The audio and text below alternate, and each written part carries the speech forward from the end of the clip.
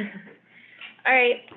So I'm Lori Willhite. I'm a PhD student in the Department of Geology at the University of Maryland. I work with Professor Ricardo Arevalo, Jr., on the crater investigation. So that's the characterization of regolith and trace economic resources. And so I'm showing the rest of the team here. And I should say that this investigation has really been possible due to a partnership between the University of Maryland, NASA Goddard Space Flight Center, a consortium of laboratories in France known as the Cosmorbitrap Consortium, and Thermo Fisher Scientific. So the crater investigation is centered around community-driven science goals. The first priority science goal is to investigate the lunar budget of refractory and moderately volatile elements. So refractory elements are shown in this left figure in sort of the blue-purple color. They're the rightmost elements. So they condense at the highest temperatures in the solar nebula into solid phases. And then as you move to the left in that diagram, you get to the moderately volatile elements, more volatile elements. And so on the right figure, you can see these blue dots that make up the bottom trajectory. Those data points represent the moon. So it has a lower potassium-thorium ratio than other terrestrial bodies, including the Earth, Mars, Venus. I think that's most of what's in there. And so the moon seems to be volatile depleted relative to the other terrestrial bodies. And really constraining this budget would help inform dynamical models for lunar formation and chemical evolution. The second science goal that I'll introduce today for the crater investigation is to inventory organic molecules delivered to the moon. So this would help create an astrobiological blank to inform other missions going elsewhere in the solar system looking for life, or at least biosignatures. So we have seen organic molecules in lunar samples. You can see there's some organics that have been found in Apollo samples. I'm showing something on the left there. On the right, this is a plethora of organic molecules that have been seen in the Murchison meteorite, and many other meteorites have complex organic molecules as well. Okay, and the third community-driven science goal for the crater investigation would be to identify trace economic resources on the moon. So this could include valuable metals. I'm showing some iron, nickel, blebs that have been found in lunar regolith. And so these reducing metal phases could contain high concentrations of platinum group elements, but even just regular lunar basalt could contain appreciable amounts of things like the first row transition elements that includes iron and nickel, as well as some other valuable metals. We might also be able to trace water using halogens as a proxy. So this has been done before in some lunar melt inclusions, and I'm just showing a figure on the right that demonstrates how if we can measure chlorine, we might also be able to infer water content from that.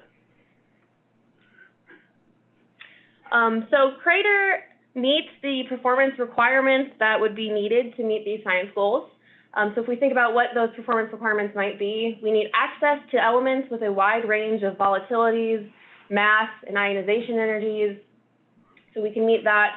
We can also provide ultra-high mass resolution. I'm showing this figure here that shows, oh, it's not very good on this screen that I'm looking at, but some mass resolutions as you evolve to, I guess, more high mass resolution as you move to the right in this figure.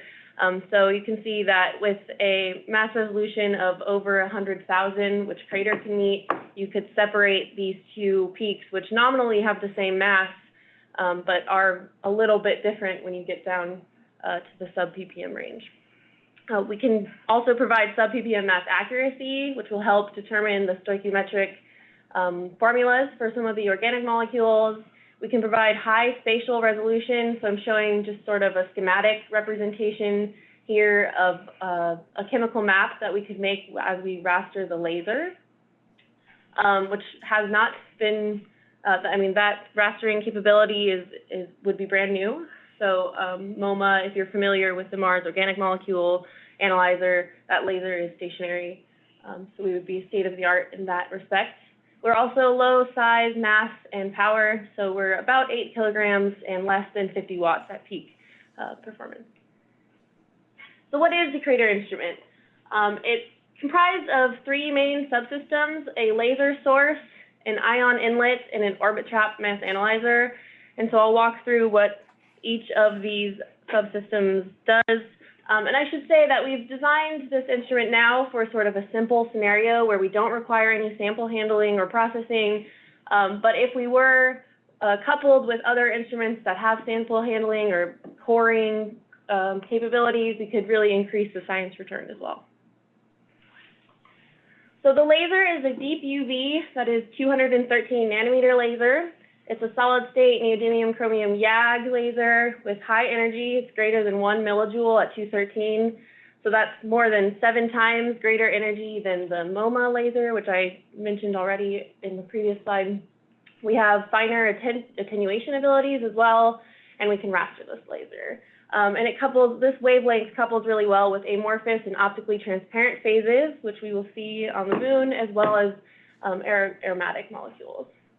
And so the picture in the top right is the MLA oscillator that's also being used on MoMA. So we have a heritage MLA oscillator. But in the bottom right, I'm showing that the 213 nanometer, which is like the dotted line, does not fractionate elements as much as the 266 nanometer, which is what would be going with MoMA.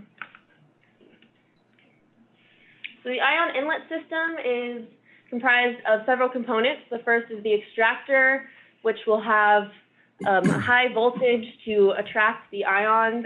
We can put either positive or negative voltages on this plate, so we can do either positive or negative ions. So this component just attracts and accelerates the ions into the rest of the inlet system. And then we focus those ions and collimate the beam. We have some deflectors, which can steer in sort of the XY direction if the Z direction is up into the inlet system. The elevator, this long green piece that you're seeing, without a sample plate that has a voltage, we need to re-reference the ions that are coming in to the instrument for successful delivery to our mass analyzer, which I'll talk a little bit more when I get to that component. But the elevator is just pulsed to a certain voltage so that we have the right reference potential for successful delivery to the mass analyzer. And then finally, we focus again to make sure that we're nice and focused right before we enter the orbit trap.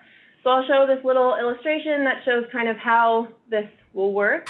So you can see the laser come in, we'll hit a rock, and then ions will fly into the ion inlet system. And you might have seen that the smaller ions, which would maybe reflect the lighter masses here, will travel faster, so they go in there first, followed by the heavier masses. And so we can change the timing of this elevator pulse a little bit to get a wide range of masses or a narrower range of masses, depending on our science goals. So here's the orbit trap mass analyzer. On the left, I'm showing just an actual picture of one where the outer electrodes are sort of cut out so you can see inside. And then that little interior cylinder is called the spindle. That's the central electrode. And then the outer electrodes usually completely surround it. So this one's just cut open so you can see it. And then I'll show this little video of how it works. So the ions enter into this mass analyzer, and they start to oscillate harmonically along the axis of the spindle. So actually they form these packets, and the frequency along the axis of the spindle, which I'll call the Z direction, is directly or is inversely proportional to the square root of their mass to charge ratio. So we can then get this transient from all of the ions that are oscillating in there, and we can then separate them by their mass to charge, which I'll verbalize a little bit more here. So this is just a schematic representation of what happens. So on the left figure, you can see that ions are orbiting around the central spindle.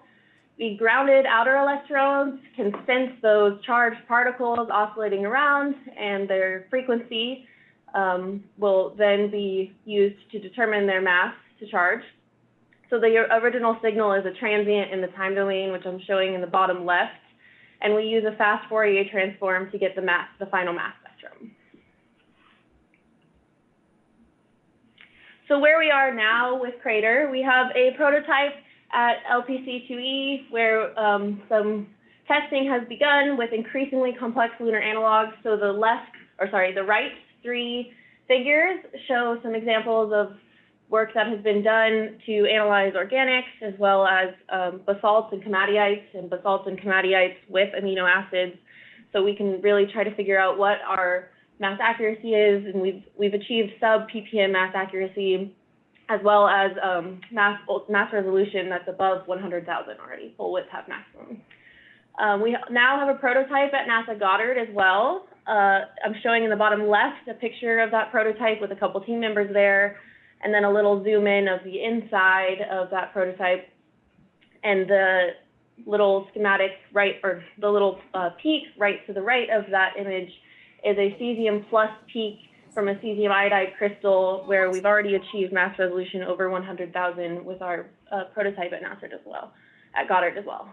So we have two prototypes that are fully functional. We're achieving higher and higher fidelity with our form here at Goddard, and coming soon we'll be building an engineering test unit at Goddard, and we will achieve TRL6 through NASA's DALI program, that is the development and advancement of lunar instrumentation. So I should acknowledge funding from the DALI program as well as CNES, and I'll also thank the organizers of today's virtual meeting. And with that, I will take questions if you have them.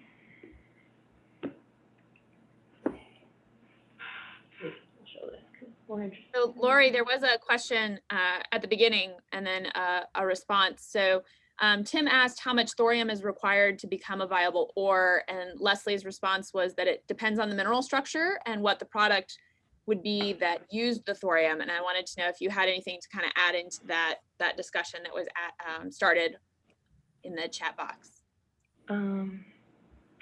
Okay, so how much thorium? You just pointed out thorium, and thorium, of course, really interests me. So. Oh, really? Okay. I'm not. Because you so can make nuclear reactors with it. I'm not actually sure how much you would need for it to be a viable ore, because maybe that depends sort of on how you're going to go about extracting the thorium and what you want to do with it. So I don't think I have a good answer for how much you need, or if we would find enough thorium. Maybe I think probably that would be. I'm not even sure how much would be in the lunar basalt, but I mean, that's a good question. If we're gonna think about that science goal, we can start to figure out exactly how much of certain elements we would need to really use them. Yeah.